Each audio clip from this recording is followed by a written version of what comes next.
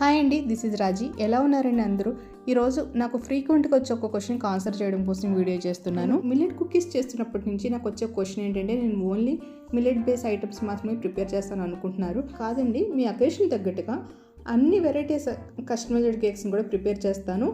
Basic tea time cakes నుంచి advance cakes వరకు, అలాగే కప్ కేక్స్ నుంచి మఫిన్స్ వరకు, normal bakery style biscuits, cookies, millet cookies అన్నీ కూడా రెగ్యులర్గా పిల్లలకి స్నాక్ బాక్స్లో ప్యాక్ చేసేవాళ్ళు బేకరీ ఐటమ్ని మైదాతో చేసినవి పిల్లలు పెట్టడానికి ఇష్టపడరు కదా, అలాంటి వాళ్ళ కోసం నేను మిల్లెట్ బేకింగ్ అనేది స్టార్ట్ చేశానండి. ఈ మిల్లెట్ బేకింగ్కి మంచి రెస్పాన్స్ అయితే వచ్చిందండి.